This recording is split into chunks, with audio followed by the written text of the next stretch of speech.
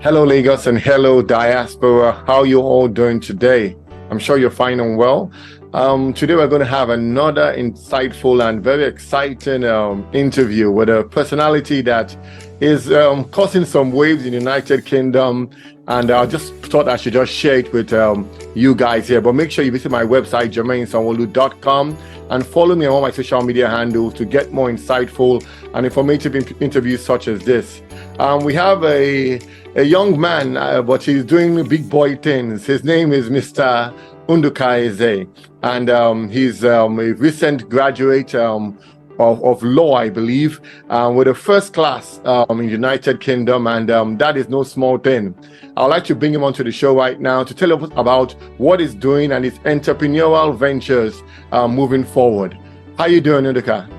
I'm doing well. I'm very happy to be on your show, on your platform, and thank you for the opportunity, for the honor.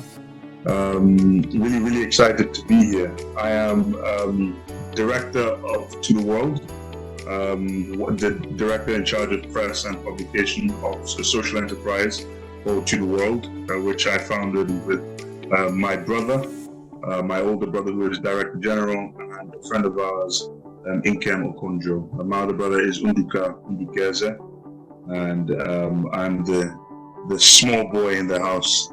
Okay.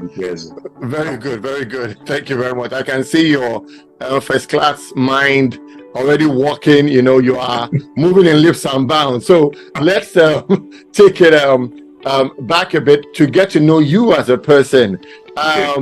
We know you studied in the UK. What school did you study? And how long have you been in the UK? So I came here I've been here since my A-levels 2018. Good. I went to Cranbrook School here to do my A-levels, and then the University of York. I just finished from the University of York last month, where, as you say, I graduated, thankfully, with the first class in law. Before the UK, I have to give credit to White Sands School. Is my alma mater, secondary school in Lagos, in Nigeria. I'm sure they'll be glad to hear that. and here we are now. Oh, fabulous! So you spent your formative years in Nigeria, and you went to the UK to study, and you got a first class in University of York, and that is incredible. You said thankfully. I'm sure thankfully it didn't just happen effortlessly. There would have been some discipline, some sacrifices you must have made. So you might have some young law graduates or young people out there who want to achieve such great feats. Tell us how you're able to do it in detail, and what it takes to come out with a first class in law. In law, I like how you said in law. First of all, no small thing. Obviously, I can imagine. Yes. Some effort, consistent effort. Obviously, knowing what you want to have. They say, I think, begin with the end in mind, and then walk backwards. And okay, how do I get this? And I think I had it at the back of my mind that I would like to push myself to get a very good grade from first year. But also by choosing modules that I thought were really exciting, were really challenging, that would push me to work even harder. So modules, law topics, corporate law and intellectual property, commerce and finance. And you're engaging yourself, you're pushing yourself, you're asking questions. You need to ask questions.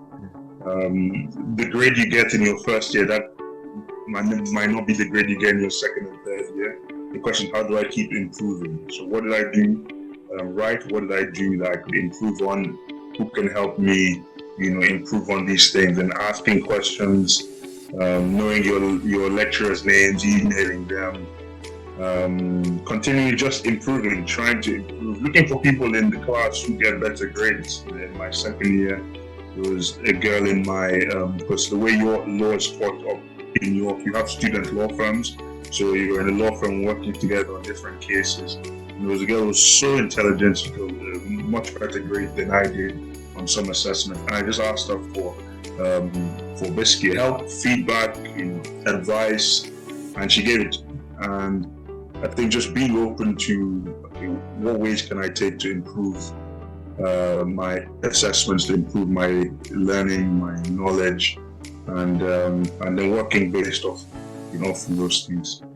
That's very, very good advice. And from what I learned, you may not appreciate you may not fully appreciate what you've just done right now, but sharing those little nuggets will go a long way, in helping people out there. For what I get from you, a lot of introspection has to go into it, looking at yourself, what you want, start with the end in mind, as you spoke about. Getting a support system is also very important.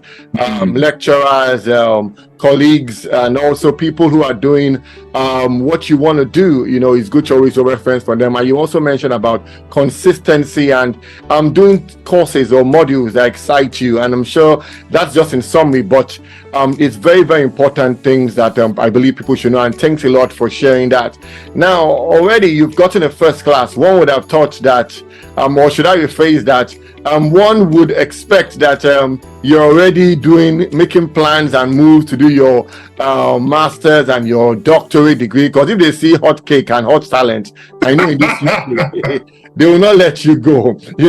So they already, I'm sure, pushing you or urging you or nudging you gently in that direction. And but if that would be the case, why then did you go into a social enterprise to the world? Tell us about that. What inspired it? So my brother, this was actually his idea. He's the director general, so he's the guy at the top of this. And he called me one day, and I was cooking. I remember I was cooking sometime in the evening. I was at university in the accommodation. And then he called me and he had to say, I have this idea that came to mind called ACS to the world. He's saying we can have an entrepreneurship competition and involve all the ACSs in the country and push this competition through. So an ACS is Afro-Caribbean societies, and there's an ACS in every university in the country. So we can push this competitions through them, and basically get people who have young companies, startups, really excited, raise some funds to fund these companies, and encourage entrepreneurship within our community, within the Afro-Caribbean community, Africans and Caribbeans celebrating entrepreneurs. I said, this sounds really, really exciting. And the original idea was for it to run completely online. So it should have ended in May. But then the more events we went for pitching this idea, refining our pitch, we met some really interesting, really cool people who became advisors or just, helped us, a wall to bounce off, ideas from. And we start getting the idea that maybe this can be something that can be done as a physical event. So we have an online stage of nominations, and then there's a judging phase, and then it culminates in a physical event where we're all together in a room, celebrating the achievements of people, encouraging entrepreneurship, and the whole idea of making entrepreneurship exciting and fun, the same way music, entertainment, sports is, and within the Afro-Caribbean community, and encouraging that really appealed to me. I wasn't involved straight away, like you said, balancing school, working on that. And but we would talk about it regularly. We got some more people involved, really, really fantastic people involved, and we're building up to the final summit. Good. Nomination phase is over. The judging phase starts this week. The summit is on August the 30th at the University of London SOAS. Fabulous. And I'm sure it can only get bigger, it can only get better. And this is very important, for people out there who want to do big things. There's a power of association. Sometimes you may not necessarily have the idea, but you can, through association, be impacted, connect with something big that's about to happen. And it's not all the time that you have to own an idea. You can co-own it. You can support people. I believe too many times, I'm sure you've noticed, even in the African-Caribbean society, and even also in Nigeria in particular, people like to, be lone rangers, do things on their own. But you, in this case, it was your brother, but it could be a Mark Zuckerberg having a vice president, a partner that is working with him all his years, and they are billionaires together.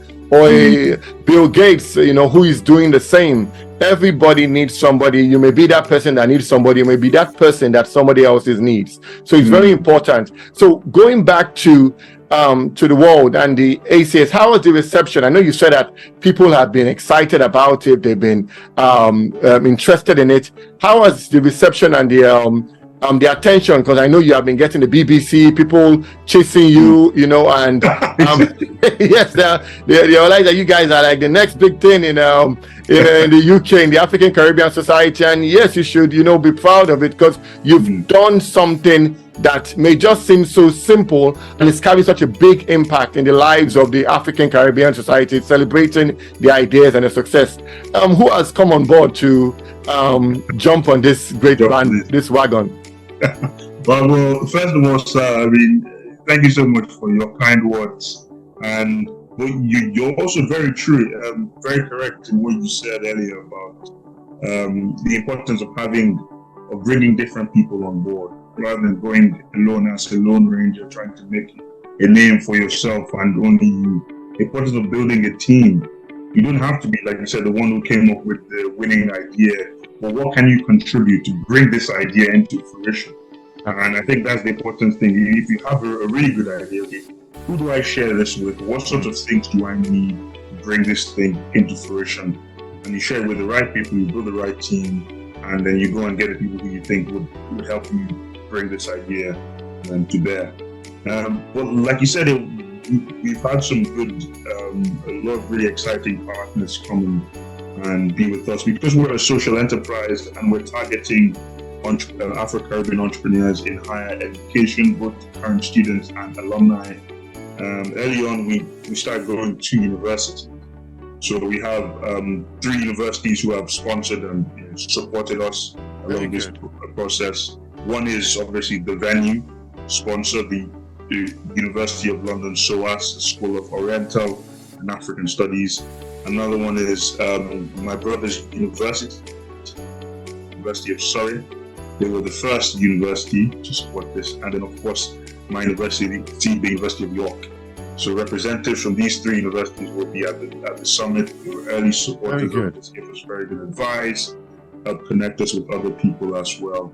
Like you said, we also have an executive producer in the BBC, Lalita Taylor, and she was really, really fantastic. She's been really, really fantastic help to us in these last few months, connecting us with lots of different people. Like you said, in this sort of thing, if you have a really exciting idea, the execution comes with also knowing people and how they help you to access other people who you might need, other talent prospects, other skills, other opportunities which you would need, and obviously banking support as well, which has been very helpful along this process, from First Bank and Santander, who help fund projects they actively fund student entrepreneurship projects. Sorry, did you say First Bank? That's Nigeria. First Bank Nigeria. So if we are here, you see First Bank, they are doing big things in the UK. They are helping not just Nigeria, but the African Caribbean Society. Many people don't know that First Bank has a form of expression in the United Kingdom. So it's good that you mentioned that about your sponsors. Good. Yes, and another sponsor as well, which is Leading CEO. That's the name of the brand of the person. Nyasha is the name of the person who runs it. He was also a very early supporter of this. So these 6 sponsors have been actively involved, and it's been really exciting. A lot of partners and people we have coming to be judges. Gary Stewart, Techstars New York. I have some really special guests coming.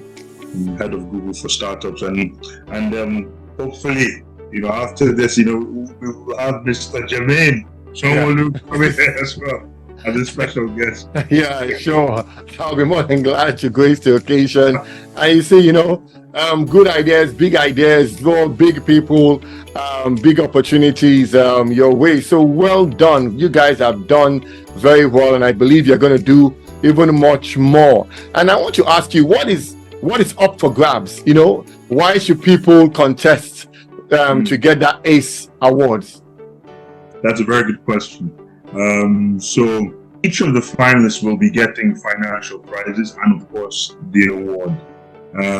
There's a prize fund of £4,000 which will be shared amongst the amongst the winners.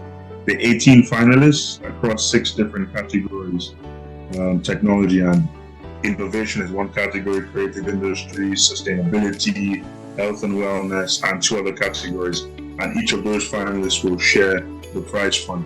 We'll also get awards, of course, and the recognition, the celebration. The judges would have had the opportunity to look at their work and to speak to them about why it was really, really exciting. Give them advice. With the sort of personalities in the room as well, and being showcased and spotlighted, they would get, like I said, the recognition, the eyeball. People would come up to them and ask them, I would like to have a chat, a conversation. Absolutely. And it's giving people those opportunities that they might not have had if they were not showcased. If somebody didn't say, hey, look, I really like your idea, I think it deserves to be celebrated, and here's a few people who might be able to help take it to the next level. So that's really the whole point of the ACE Award, celebrating entrepreneurship in our community and ensuring that we're encouraging people to, and if you want economic relevance, you need to be coming up with these ideas. Good ideas, good. Absolutely. And apart from the recognition, the visibility, the celebration, then I believe there's also a financial aspect to it. They're going to get some money. Yeah. Yes, no, look, I mean, at the end of the day, that's important. It's important. It's important. Very important. For the idea, that's true. Very important as well. And it's good. And just for future reference, just for record, this idea is a great one. I'm seeing you guys bringing this idea to Nigeria, tertiary institutions, public, private, telling them to compete for such an award.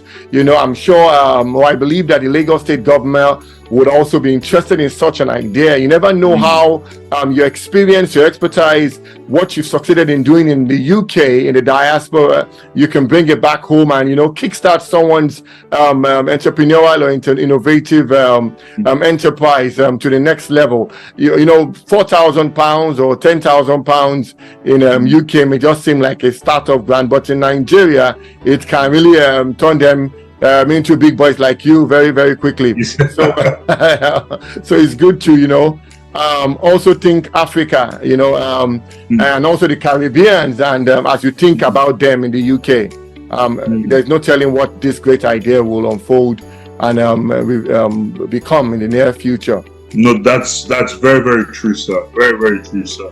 Because and that's in our plans as well, to bring it back up. The opportunity in Nigeria, people are entrepreneurial, but they're looking for funding and support. Nigeria is one of the most, if not the most, entrepreneurial country in the world. People who, despite very difficult hardships at times, when things are good, when things are bad, are always looking for new ideas, new ways, better ways of doing things. Finding all sorts of ways to fix things. But I didn't know that this was possible. People are always thinking, working together, coming up with really creative solutions to problems. Our task is to really establish this here in the UK, have a strong footing, build the organization up, and then we will be able to do this around the world. Very well. That's fair enough. That's good. So as a roundup, so tell us, if people want to come for the event, they want to be part of it, what do they have to do? Where can they reach you? Your website, your social media handles? How do they get to know more about you guys and the great work you're doing? That's a very good question. So to go to our website is totheworldhub.org. Totheworldhub.org. TOTHEWORLDHUB.org.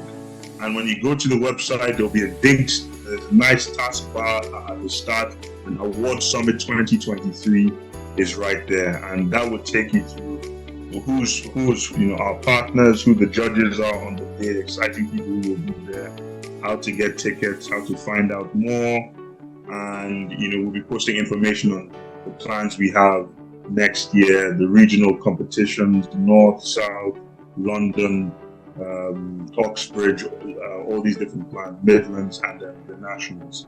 Our social media on Instagram, you can find us at To The World Hub, and on LinkedIn, To The World. And all the information is there. Follow us, like, stay tuned with what's happening. The summit is Wednesday, the 30th of August, 5:30 p.m. to 10:30 p.m. University of London, SOAS. Thank you very much for that information that you provided, and I'm sure many people watching will actually endeavor to be there, and I encourage people watching to turn up for the event and support this great Nigerian in the diaspora doing great things, flying the green, white, green flag so high and so proudly, and also celebrating also the historic diaspora in UK, African-Caribbean community society here too. So well done, Nduka-Eze and your brother. Give a shout out. What's your brother's name? Talk about him a bit. What's his name? The funny thing is people always ask twice, because his name is also their surname. So my name is Nnamdi Nduka-Eze. His name is Nduka-Eze, or like I said, Nduka-Eze. So he repeats twice. But obviously shout out to him. He's doing well, and thank you so much, sir, for this opportunity to come on this podcast. I really enjoyed it. It's been fantastic. You've been a fantastic host, and shout out to all your listeners as well to keep coming back to this podcast, highlighting the achievements and other things that diasporas, Nigerian diasporas, people in the diaspora are trying to do to represent, like you say, and flag the green, white, green flag, to raise it high. Great. Thank you so much for your kind words. I appreciate them. So guys, make sure you visit To The World Hub and also .com, and also find them on social media handles at To The World Hub too. There you can get all details about the event, about how you could participate also in this program that you're doing, being acclaimed by people, supported partners around the world, supporting these young men doing great things. And I believe you too can do great things. So thank you once again, Mr. Nnamdi Nduka-Eze. Thank you for coming up. I like your insight. I like your tenacity. I like your commitment to your academic excellence and also to this social entrepreneurial venture to impact the world. Thank you so much for coming on this podcast, and I really appreciate your time too. Guys, make sure you visit my website, jermainesonwolu.com, for more insightful episodes and interviews and informative articles that will give you a paradigm shift to think differently about doing things that we do every day. I appreciate your time. I look forward to engaging with you even more on social media at jermainesonwolu.com. Make sure you follow me.